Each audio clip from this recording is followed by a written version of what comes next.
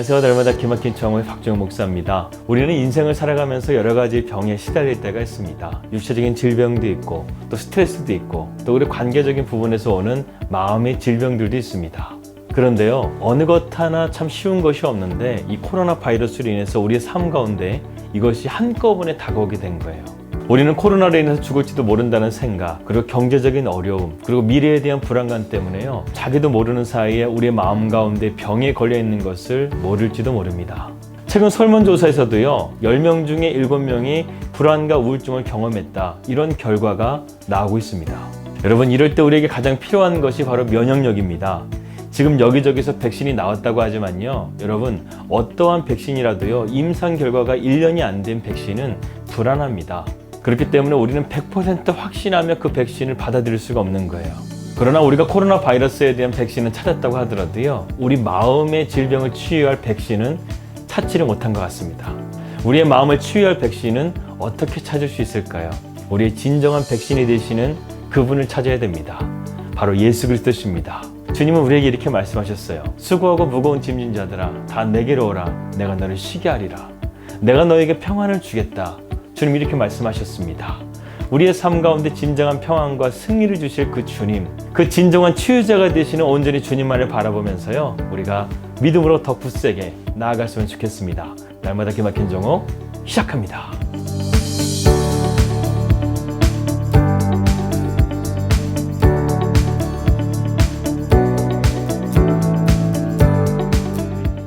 사도 바울은요, 우리 믿는 그리스도인들에게 이것을 꼭 권면하고 있습니다. 우리가 마귀의 영적인 공격을 이기기 위해서 하나님의 전신갑주를 입으라는 거예요. 바울은 왜 우리에게 이런 하나님의 전신갑주를 꼭 입어야 된다고 말하는 것일까?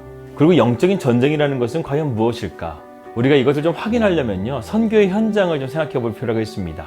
선교의 현장은요, 그야말로 영적인 전쟁터예요. 복음이 전혀 들어가지 않는 그곳에 혈혈단신으로 들어가서요, 그곳에서 언어를 배우고 그들의 언어를 통해서 복음을 증거하는 이 과정들 가운데 어느 것 하나 쉬운 것이 없습니다. 그리고 그 땅을 다스리고 있는 마귀 사탄이 가만히 두질 않는 거예요. 130년 전에 한국에 외국인 선교사님들이 오셨습니다.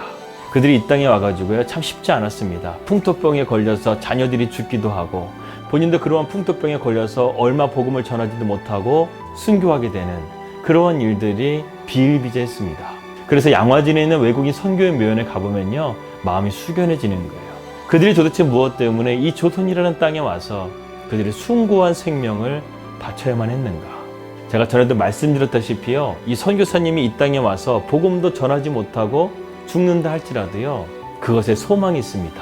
왜냐하면요, 선교사님들의 그 피가 이 땅 가운데 스며들어서요, 하나님께서 이 땅을 반드시 구원해 주실 것이었기 때문에 하나님의 말씀에 순종함으로 하나님께서 이 조선이라는 땅을 긍휼히 여겨주셔서 오늘날 절망의 땅이 아니라 어둠의 땅이 아니라 동방의 예루살렘이라는 하나님의 뜻과 구원이 이루어지는 놀라운 나라로 발전하게 된 것입니다.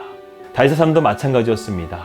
부모에게 인정받지 못하고 형제들에게 무시당하고, 그러나 그가 유대 광야에서 목동으로 있었을 때 하나님을 예배하고 하나님을 찬양했었을 때 하나님은 그 다윗을 귀하게 보시고, 유대에 수많은 청년들이 있음에도 불구하고요, 하나님께서는 유다 광야에 있는 그 목동 다윗을 부르셔서 이스라엘의 왕으로서 기름 부으셨습니다.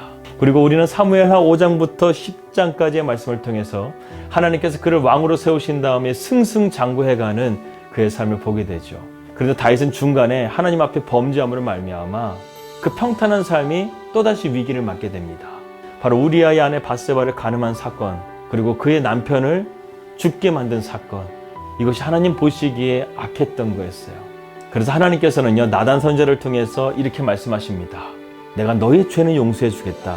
하지만 너는 그 벌을 피할 수 없을 것이라는 거예요. 그래서 다윗은요, 자신과 밧세바에서 나온 그 아이가 죽게 됩니다. 그리고 다윗은 그의 집안 가운데 칼부림이 그치지 않는다 그랬는데요, 우리가 지난 시간에 살펴보았던 다윗의 아들 압살롬이 다윗을 반역해 해서 다윗이 예루살렘에서 도망치게 되는 상황까지 이르게 됩니다. 그리고 압살롬에 의해서 세바의 반란, 그리고 아도니아의 반란으로 인해서요, 다윗의 집안은요, 정말로 칼부림이 씌이는 날이 없었어요.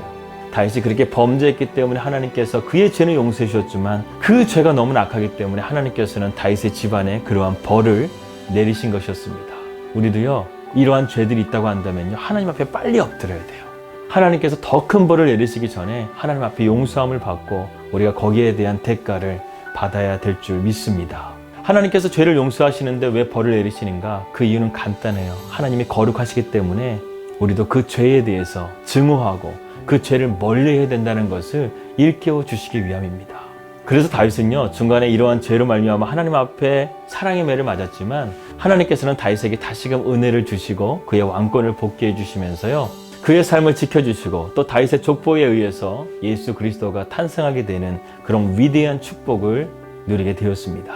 다윗의 인생은요, 그야말로 하나님께서 그를 핀셋으로 부르셔가지고요, 하나님께서 그를 다스려 주시고 그의 삶을 인도해 주시면서 그를 위대한 왕으로서 만들어 가시는 것을 보게 됩니다.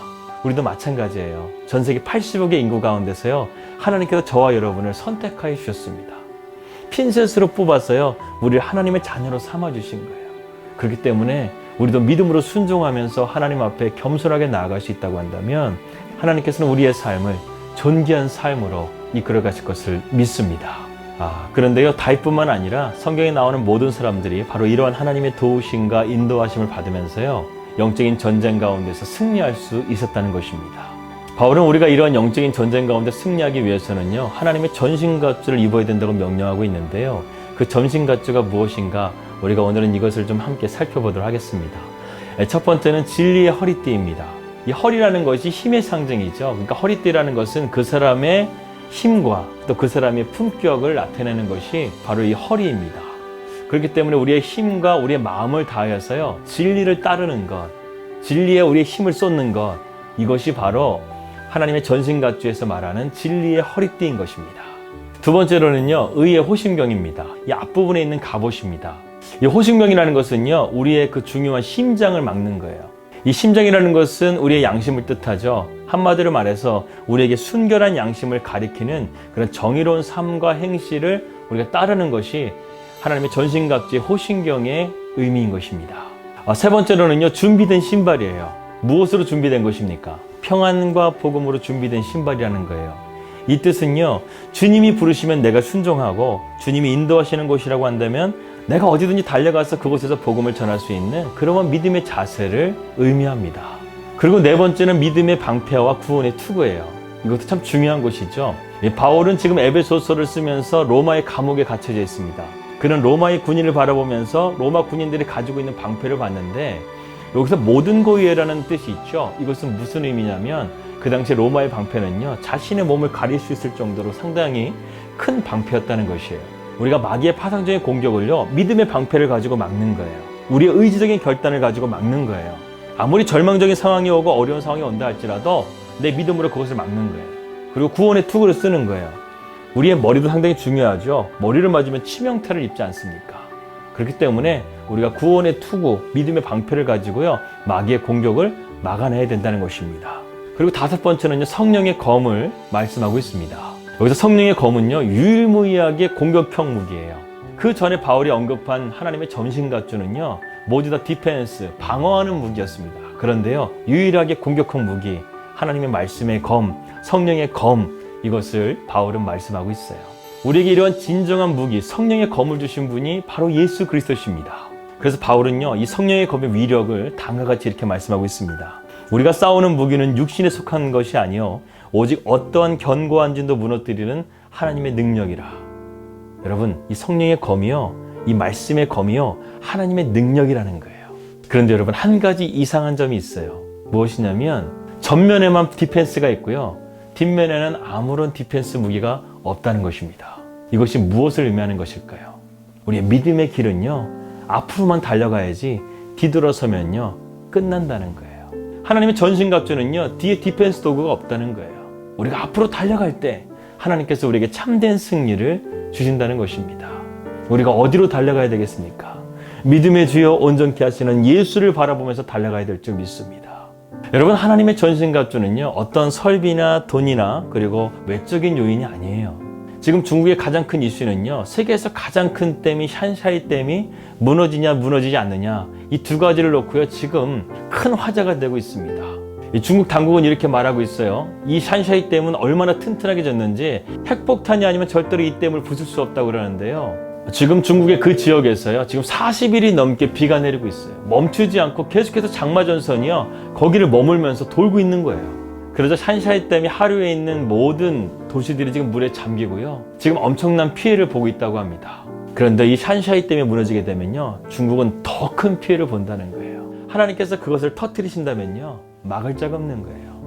저는 정말로 그 댐이 터지지 않았으면 좋겠습니다. 그 댐이 터진다는 것은요, 정말 하나님의 심판이에요. 여러분, 이처럼 인간이 만든 모든 것들은 불완전한 거예요. 우리는 그것을 신뢰하는 것이 아니라 하나님을 신뢰해야 될 줄 믿습니다. 코로나 바이러스의 백신이 발견됐다고요? 여러분, 임상실험도 1년이 지나지 않은 그 백신을 우리가 어떻게 믿을 수 있겠습니까? 지금 세계 각국은요, 이 백신이 발견됐다고 하니까 너도 나도 그것을 사려고 해요. 그러나 우리는 그것을 믿는 것이 아니라 살아계신 하나님을 믿어야 될 줄 믿습니다. 어떻게 보면요, 저는요, 옛날이 참 좋았던 것 같아요. 그래도 옛날에는 공기가 맑았고 이 들판 같은 데서 우리가 마음껏 뛰놀 수 있는 그런 환경들이 있었습니다. 그런데 이 바이러스로 인해서요, 우리의 자녀들이 앞으로 그렇게 마음껏 뛰놀 수 있는 환경이 찾아오지 못할 수도 있다. 그런 암울한 소식들이 우리 주변에서 들리고 있습니다. 그리고 무엇보다요, 이런 환경 속에서 우리의 마음이 병들고 또 죄악으로 물든 세상 가운데서 우리는 마귀의 공격까지 받아야 돼요.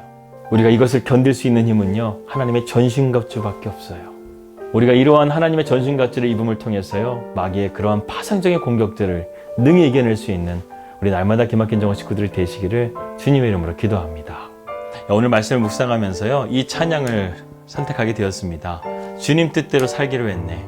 뒤돌아서지 않겠네. 우리의 전신갑주가 디펜스 할 게 뒤에는 없잖아요. 우리는 앞만 보면서요, 주님을 바라보면서 믿음으로 걸어갔으면 좋겠습니다. 우리 함께 찬양하겠습니다.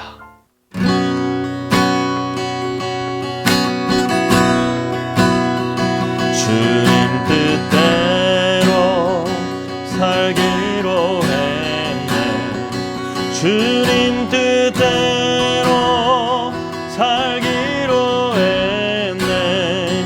주님 뜻대로 살기로 했네. 뒤돌아서지 않겠네. 이 세상 날 몰라줘도, 이 세상 사람 날 몰라줘도, 이 세상 사람 날 몰라줘도 뒤돌아서지 않겠네. 세상 등지고 십자가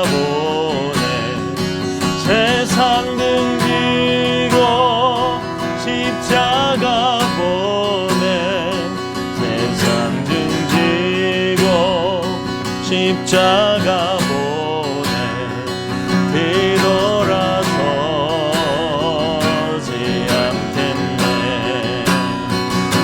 주님 뜻대로 살기로 했네. 주님 뜻대로 살기로 했네. 주님 뜻대로 살기로 했네. 뒤돌아서지 않겠네. 하나님 아버지, 참 감사합니다. 이렇게 한 주간도 우리의 삶을 지켜주시고 주님의 은혜 가운데 우리가 날마다 하나님 말씀을 붙잡고 살아갈 수 있도록 은혜 주신 것을 감사합니다. 하나님, 우리가 하나님의 말씀을 통해서 우리의 삶 가운데 하나님의 놀라우신 일들을 보게 하시고 또 하나님의 놀라우신 은혜를 보게 하시고 그리고 내 마음의 깊은 아픈 상처까지도 만져주시는 그러한 은혜 가운데서 거하게 하여 주시옵소서. 다윗의 삶 가운데서 늘 함께 하셨던 것처럼 우리의 삶 가운데서도 함께 해주시고 또 아버지는 다윗의 인생 가운데 그를 지키셨던 것처럼 우리의 인생도 그러한 주님의 지키심과 보호하심을 받을 수 있도록 언제나 우리와 함께하여 주실 줄을 믿습니다. 우리가 세상의 그 어떤 것보다도 우리의 진정한 만왕의 왕 되신 주님만을 나의 주 나의 하나님으로 섬기며 오늘도 믿음으로 승리할 수 있도록 인도하여 주시옵소서. 우리의 눈물을 닦아주시고 우리의 마음의 아픔과 상처를 어루만져 주시고 그리고 우리가 하나님의 전신갑주를 입어 이러한 영적인 전쟁 가운데서 주님과 함께 믿음으로 승리할 수 있도록 인도하여 주시옵소서. 감사함의 예수님의 이름으로 기도하였습니다. 아멘. 우리 믿음으로 승리합시다. 할렐루야.